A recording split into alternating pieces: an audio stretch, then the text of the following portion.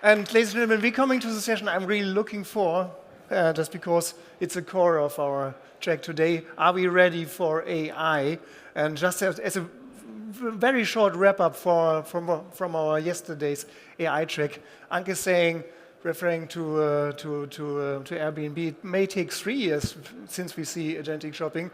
When we listen to our dedicated speakers from yesterday, it takes a few months, just because everything is available, instant payment is available, agentic shopping infrastructure is available. We just need the travel technology to be quick enough to solve final results and good results. And that's what we want to have a look on it. And we display both the non-bookable and the bookable content, just because we also learn both is heavily important in AI. And we start with the market leader in the non-bookable space. Please welcome Matthijs Pols, the CEO of GIATA. Matthijs, thanks for being here.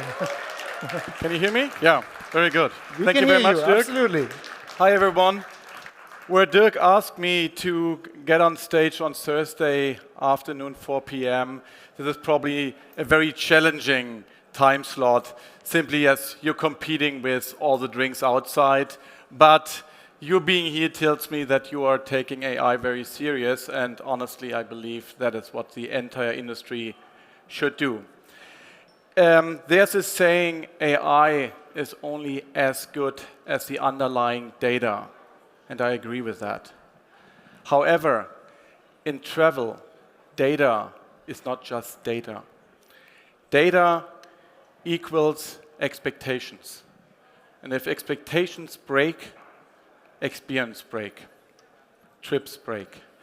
As an industry, we are responsible for the most valuable time of our customers.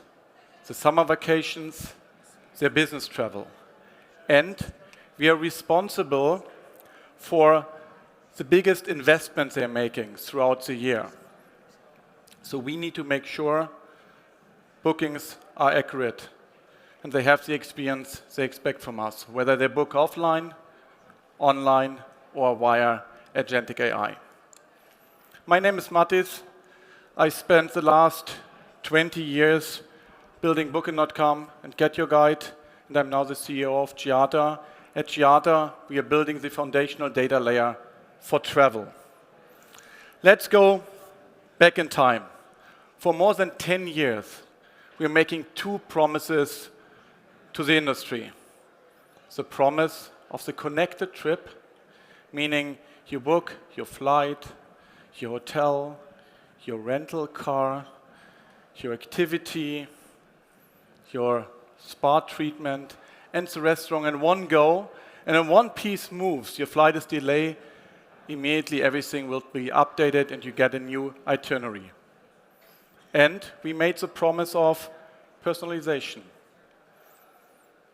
Let's be honest. How much of that have we really accomplished? In my company, I often asked for the say-do ratio. How much of what you have said have you done? I personally can't call out one company that really delivered on both, not even on one. The key question is why? Is that really because we thought only AI can make it happen, but we are promising it already since 2012? Or is there another foundational challenge we are facing that we haven't solved yet, but we should? The data challenge. Let me give you a quick little story. Last summer, I got a call from a prospect, not a customer, but he wanted to become a customer. And he told me the following story. He was tasked to organize a wedding for a very wealthy Canadian family. The who's who of Canada has been invited, and they were looking for a very, very nice, beautiful venue, wedding venue on a lakeside resort. And they were looking for a boutique hotel, the bride and groom close by. They found one, a beautiful one. Booked everything. Day prior to the wedding, they arrived and figured out one thing. The distance between the wedding location and the hotel, the data said it's 15 kilometers. The reality was there was a mountain in between. And the street to go to the hotel was an 80-kilometer ride, car ride. Now imagine how that feels for the wedding couple. They had everything planned. Makeup, photo shooting, welcoming guests. Everything got screwed just because of one little data point. Now, what does it mean? Mathematically, you can say, well, the distance is accurate. It's 15 kilometers. Operationally, it's a nightmare, right? And for the wedding couple, it was probably the worst thing that potentially could happen for them. So the key question that we as an industry need to ask ourselves is, do we trust agents actually to act on our behalf? Do we trust to make an agent a booking for us in worth, let's say, 10,000 euro? It is very different whether you ask your agent to order your next pack of coffee beans for your coffee machine, the ones that you've ordered the last couple of months, and they arrive and you don't like it, you ship it back. With travel, it doesn't work that way. So for us as an industry, it means we need to build this foundational data layer that is accurate so that AI can really operate and act on top of that. We all know when it comes to accuracy and reliability, AI still tends to creating hallucinations. And that is what we are seeing in many different areas already. There are regions where AI invented attractions. A train ride that never existed. It was just there. And the only way to solve it is by eliminating the silos that exist everywhere in our industry. And now, when you look how the LLMs act and what they're announcing, the recent announcing we probably all have read is that there's a ChatGPT app store where you can make your app available. Accor was the company that did it. Booking was the company that did it. Expedia is the company that did it. But wait a minute, isn't it again silos? Is it connected? Is this what we are expecting as travelers? That I can search in an Accor app for, let's say, a Fairmont in Hamburg, where there's only one? This is not what I require. Now, humans and AI act very differently. We all know that. AI doesn't have context. AI require standardized, normalized data. This is what we are providing with GIATA Multicodes. GIATA Multicodes is a platform where we have given every hotel in the world a universal ID called the GIATA ID. Why did we give all of them an ID? Very simple. Names you mess up. Like, why do we all have a social contribution number and not a name? Why do we have an IBAN number? Why there's an ISIN number? Why is there an ESPN number? Very simply, because you can use it as a solely identifier for a property. And this is what GIATA has built. We have mapped all the hotel suppliers to the GIATA ID so that you can identify in hotels throughout all databases that exist. And this ID is fundamental for AI to identify and find an hotel and then deliver the comparison that we all hope for to see when it comes to agentic AI and agents. The second really interesting challenge is the room type challenge.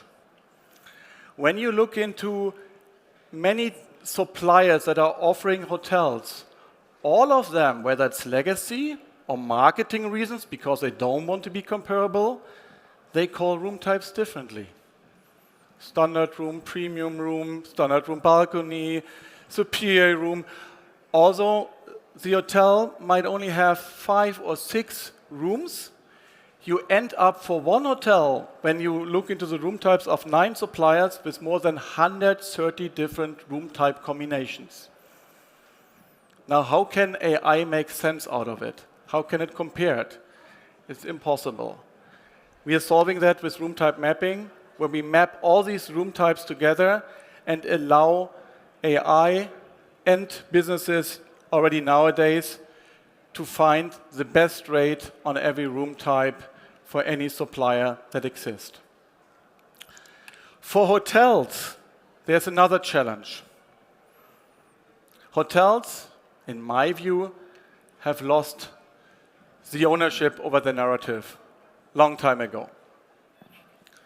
Now, with AI, there's a lot of concepts how businesses, distribution companies can access data. Image recognition is a one that is mentioned over and over, like, hey, we can take the images and then we can identify what's on the image, and when there's a coffee machine, then there's a coffee machine. Technically, it's possible, but is it desired? Do we really want to aggregate informations of a product of a hotel this way, or shouldn't hotels take the ownership and make sure that they build a structured database with all the information they're offering? Try to find out the size of a pool of an hotel. Very, very difficult nowadays. With AI, obviously, you can estimate, but AI is only good in fuzzy data and probabilities, and that might give you an answer eventually is this size, but not 100% sure. And I think with a pool, it's okay. When it is about where the hotel is located, it's different. And we are looking every day into a data sets that are so weak, it is hard to believe. I give you one example. Last week, we got from one of our suppliers an hotel with metadata, and in the metadata, in the address, there was half of the address from this hotel chain, Barcello Hotels was in Spain. The other half of the address was in Barcello Hotel in South America. Just messed up. Now, when AI would act on this data set, they probably would send half of the customers to Spain and half of the customers to South America, and at least 50% wouldn't have a booking in this hotel because the booking was in the other country. So for hotels, it's extremely important to build their own narrative and own their narrative, as otherwise people will try to get it from somewhere, whether it's scraping, whether it is image recognition, and then you need to deal with the consequences of how you got sold. And we believe this is not the way how it should work. So we built GIATA Drive. GIATA Drive is the source of truth for hotels, which allows them in the most granular details to describe what they're offering, facts, amenities, room types, room images. There's everything in. We are distributing it to all their point of sales, the indirect channels, and we make the data available in multiple different formats, including JSON, which is even very relevant when it comes to WebMCP, for example, when you want to make your own website agent readable, that you plug this data behind it so that Agentic AI can understand what a hotel is offering and not relying on screenshotting and then trying to figure out what is on the platform. So once this foundation is built and you have a very clean data set, then AI can really start with the magic.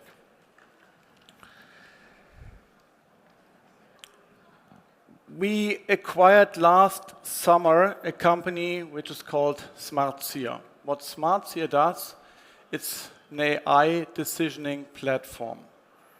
What does it do?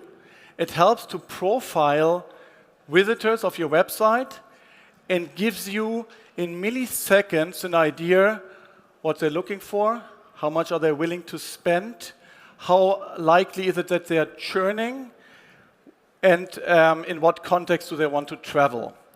At the same time, the platform profiles all the offerings.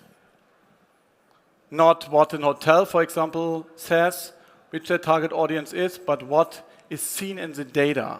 Who is booking these hotels? We're creating kind of a traveler DNA and in hotel or inventory DNA. In addition, the customers of that platform can decide whether they want to show certain preferences. I give you two simple examples. When you see that someone is about to leave your website because they're very early in the decision process, they might want to look somewhere else, it doesn't make sense to put an hotel in front of them or any other offer that they're going to leave anyway. But to show them a voucher might make sense. They go somewhere else, eventually they remember it, they come back. Or you show them the number of your call center or the chat to keep them engaged. When you have someone mid-funnel who stays on your platform, searches, but it's not decided yet, eventually you have a revenue stream through sponsored listings. Then the system automatically shows sponsored listings so that you make money through sponsorship. When someone is ready to book, then of course you bring the right products in front of them and you don't want to distract them, so showing here a voucher would be sacrifice of your margin. So this company kind of connects travelers and help our customers to better understand who their travelers are and then give the right context in the right moment to the traveler. So here's a hard reality now. When we talk about AI and LLMs, we very often talk about this moment of succeeding, this moment of winning, this moment when you use the sport terms of being on a podium and holding the trophy up. The way that leads up to winning is a hard part. This is constant training, preparation, and this is actually what we need to do as an industry to make our platforms, our companies AI ready, and that is the hard, boring data work, data cleaning. And only once this is done, then you can really leverage the opportunities of AI. What we believe, what is most important for the travel industry is one thing: better data to deliver better travel. Thank you very much. Still boring work in a completely new match, isn't it? So we wrap it up later on, Matti. Perfect. So, but before we do so, we switch over to bookable content, to Sabre. Just invented itself as a new Sabre, as an AI native company. And here's one of the head of it. It's Bradley Johnson, the Vice President, Product Management of Sabre. Brad, the stage is yours, and then we bring it together. Thanks for being here. Thank you very much. All right. I wanted to just start and say thank you to Matti. I think he covered very, very nicely one of the key foundational principles of AI, and that is data readiness. Not just in terms of accuracy, but also in terms of just readiness of these platforms. And so I'll just start by just saying we agree. And then I actually want to take a few moments and delve into other topics in this that are very important in this customer journey. And we'll skip past that. And we'll start with discovery. So in the realm of discovery and product discovery, I think most of us, if not all of us, do agree that there's a lot of opportunity when it comes to conversational commerce. That being said, one of the key risks that comes with this is if we apply old methodologies for how product is surfaced, there's a lot of risk of inflated costs. Costs both in terms of data processing, if we continue to do live shopping, but also costs in terms of process tags. So latency, because the expectation is in these systems that they're going to respond very, very quickly with highly relevant offers. So when it comes to our approach around discovery of product, we've been leaning in very, very heavily around the idea of normalized product catalog. So this is a mix of some static data, some highly relevant static data, but mixed with some fresh cache data to be able to bring back very quickly content and inexpensively. Now, with that being said, I do want to highlight that there are some emerging standards in this area too. There are retail commerce protocols that are being introduced, but they're very indexed towards retail, which there are notable gaps with travel. They're lacking the structured data that we need to be able to operationalize travel in these platforms. They're also missing some relevancy. And so the risk in that is that we may misrepresent product. We may also have stale product that's coming through in these commerce protocols.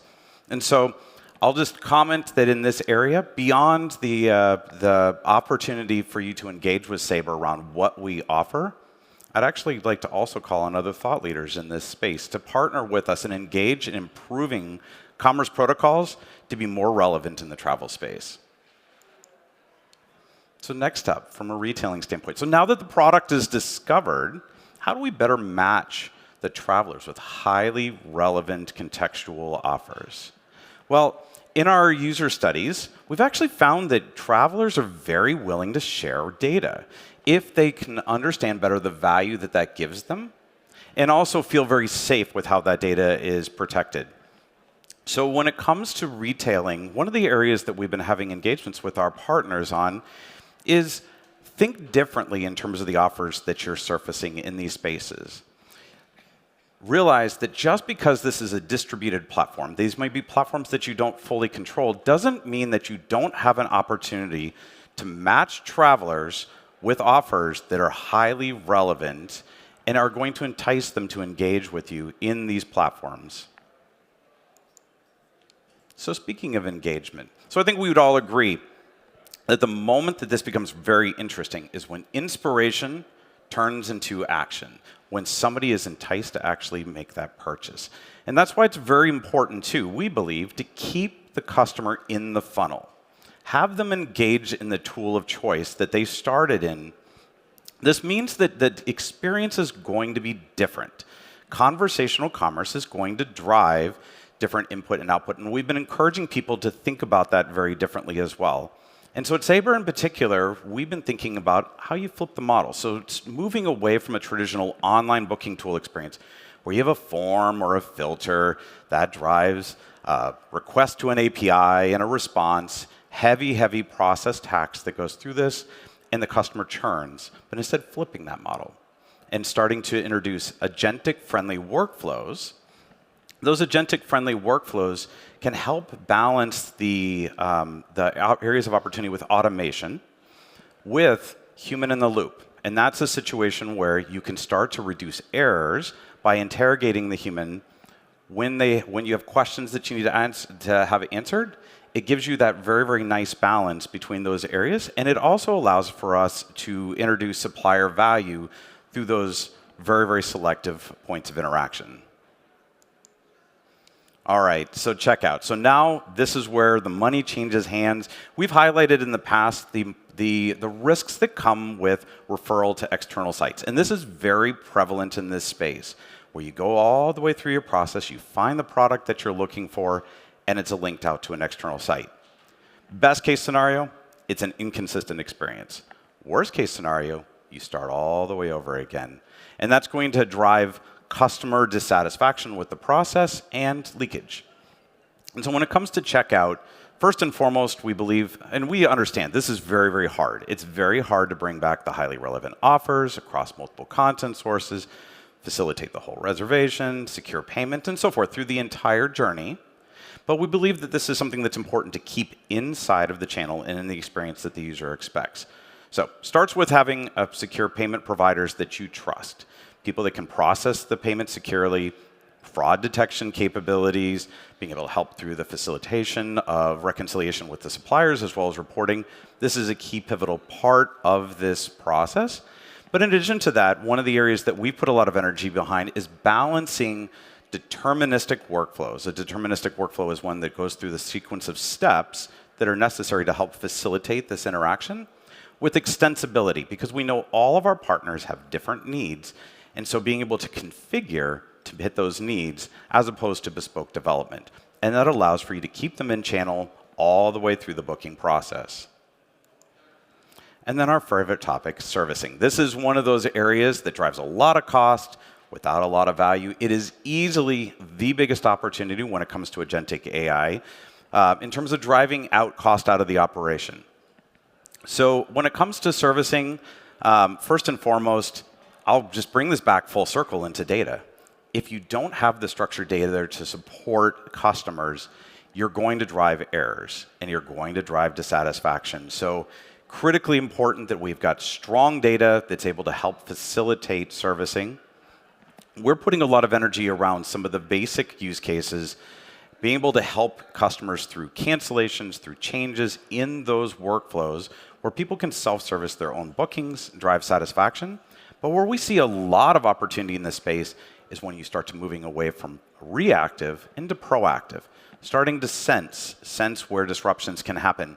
This is not just helpful in terms of reducing overall cost, it's also very important for the traveler, because think about that. In the cases where you've been disrupted, if you had a simple nudge that said, there is a 80% chance that your flight is going to be disrupted, would you like to take action?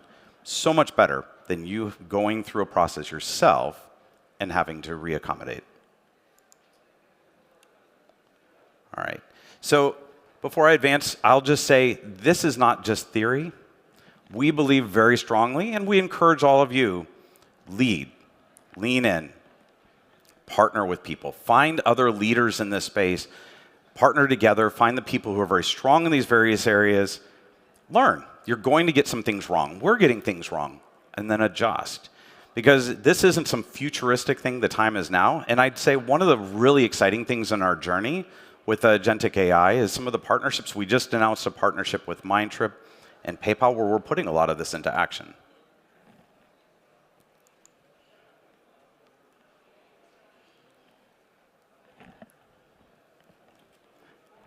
I'll back out of the way so you can, oh. What are the best dates to fly from New York to Alaska? Your ideal window is late August to mid-September. Would you like me to look up specific flight options? Yes.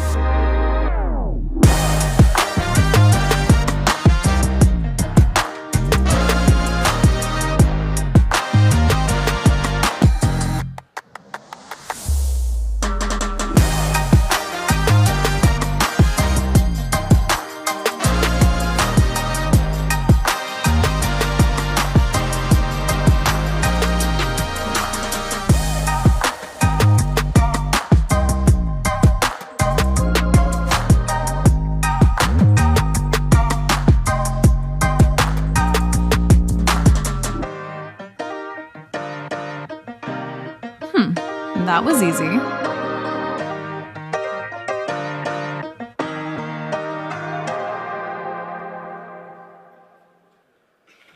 All right, that was very flashy, I know, but that's real. This is the product that we're launching. First and foremost, Mindtrip is using our shopping capabilities to be able to power their agentic experience. So everything you saw there in terms of the queries, they're using Sabre services. They are building an agentic experience. They are a market leader in terms of building out the travel journey. They're using us for the deterministic checkout, and then we have a payment partner with PayPal. So very, very exciting. And again, we're learning and we're adjusting along the way. And with that in mind, I would encourage you all to learn with us. We have tools and resources that are available. We're very, very open to partnership in this space. We're also very interested in education. We're promoting the Agentic as a channel for where you can learn more about Sabre. You can also learn more about how AI and travel come together. And so with that, thank you very much.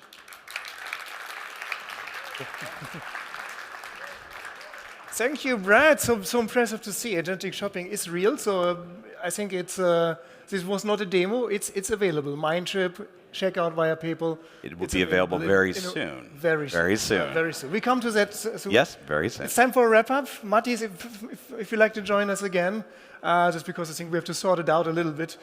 We saw a lot of things. Just have a seat, Brad. Sure. Yeah, I go in the middle. That's where I feel most confident. The good news is we're in the industries for decades also, so not that much change. Boring data work. It's all about data. It's about excellency. No news there. The new things is you entertain now not human beings. You entertain more and more AI agents. Agentic shopping is essential. So what's the difference now? You more and more have agents, agentic agents as your interface or as your backside? What's the difference? Am I on? I think so. Yeah. Yeah. No. Oh, you're not. No, I'm not. Maybe we can mute Mattis, please. Unmute, yeah. Thank you. Very good. Before I answer your question, I have one ask for you, Dirk. Oh. Yes, you introduced us with the term NBC. It stands for non-bookable content. In my view, that's the worst term that actually exists in travel, as we've invested in at Booking and at Get Your Guide millions to use content to drive conversion. So if you want to be an evangelist, call it conversion content and eliminate non-bookable content. Okay, this was not a real answer, but still, as I think the old guys think about this. I know. Bookable, non-bookable, very. I try to get like in my company. This term is not allowed anymore. Okay. Anyway, okay. To Do your you question. agree, guys? GIATA section agrees at least, so yeah. Let's learn. Why not? Yeah. So, when you look into the kind of adaptation curve in any industry, I think we're talking, and we obviously tech people, we're talking a lot about agentic AI and all the possibilities. When we look into where AI is currently applied, you see it primarily in the inspiration phase, right? So people get inspired, they build itineraries, but when it comes to putting your credit card into the game, people are still very hesitant. So I think due to a recent Skift study, only 2% would feel comfortable today to let Agentic really purchase on your behalf. You still want to validate whether everything is accurate. So I think as an industry, we still need to make sure that we are serving all different of our customers, whether it's those that still prefer to go into an offline travel agent. They still exist. I think 15 years ago, we were sitting here and talking about travel agent won't exist anymore. Then we said tour operators won't exist anymore. Now tour operators growing. I think it's important to really make sure that you're really improving and working on the forefront of technology while not ignoring where your customers are today and what they're willing to do with your offering and with your platform. Mm-hmm. So it's not a massive shift. It's going steady. It's steady. Mm-hmm. I think it starts more in the inspirational phase, upper funnel. If we do a great job as an industry, we're going to see far more down, so lower funnel, more in the transactional space. But I think it really depends that we get it right and that people have the experience that they actually expect from agentic AI to have. Mm-hmm. It's a trust element in my view. Mm-hmm. Yeah, I'll echo your comment that I think trust is actually the key thing, which is where, this is my new favorite AI phrase too, human in the loop. Human in the loop is really critical. And what that means is that you are selectively engaging people to help drive out a lot of the errors, as well as some of the distrust. And so one of the key learnings we've had, particularly as we've applied a lot of the, we'll say travel agent, to differentiate from agentic, travel agent type of tools, is where do you selectively bring people in so you're able to take advantage of what AI can do for you and bring in humans to help drive out a lot of the errors as well as some of the distrust. So we're actually finding very nice adoption further down in the chain where you've selectively brought in human in the loop. They're able to validate and then process that through. So you get a nice balance between efficiency and trust at the same time. Rent-a-human.ai is coming, so can be a role for travel agents. Yep, exactly. But let's see how it is. You just turned to a native company, let's say announcement. What does it mean? I mean, we all know it's a lot of complexity behind. I mean, don't spread this session, but in a few words, what's a massive thing? Yeah, I do want to. So I'll because Matisse actually took a moment to correct you on something. I'll make a small correction too. I think it's more of a representation of a journey. So we just I know I've got a joke with my good friend. So we've been on a massive transformation journey over the last handful of years too, in terms of modernization of our platform, moving into a more modular, cloud-native type of platform. And with that, as AI has come to the forefront, we saw an opportunity. And so we started to rethink a lot of our capabilities and services, the data that we sit on, rethinking how APIs are created to make them AI friendly. And I think that that's really the key. At the foundation with data is also having APIs and interaction points that are very capable of helping service these tools. And then you can build the tools on top of them in the channels and the experiences. As a final bet, agentic shopping, as we saw it in your demonstration, like Mindship and checkout with whatever, PayPal in your case, or we saw it yesterday, agentic shopping in retail is available in the US, is coming over to Europe, and it's only a question of, and of course Google don't say the off. The off can be a few weeks, the off can be a month, but likely is less than a year.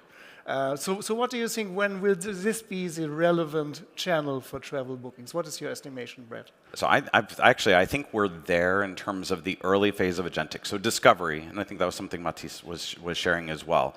So discovery in the agentic, the true agentic space, matching you with relevant trip offers. I think that the gap, and I think this is going on too as well into the comments, is how do you move into transactions? I honestly think we're months away. This is a rapidly emerging space, and I think where you can bring in that trust in the transactions, people are gravitating more and more to these channels. It's rapidly changing. We do believe we're months away from people actually transacting in those channels, and Mindtrip is going to be a place where we learn that. Yeah, let's see. Months away. What's your opinion, Matisse? Well, definitely it's starting, and you see it already. There will be still human in the loop. The validation, that is, I think, key. But we see it in retail already happening. I still believe when it comes to your summer vacation, where your investment is significant, you're probably a little bit more mindful. When it's on the next corporate travel, I think it's going to happen very soon. But again, it is not that the entire customer base is shifting at the same time. You always have the early adapters that are using it, that are more tech averse, and then there are others that might test it in 3-4 years, and that's totally fine. But I think we still need to be able to cater for both. Yeah, unfortunately we're running out of time. So much to say, so much to do. We will continue on it latest next year. And we'll do. See you next year. Probably before. Yes, you're warmly welcome. Definitely. Awesome. Thanks a lot, Matisse Bolt, Brett Johnson. Thank you very much, Dirk. Thank you.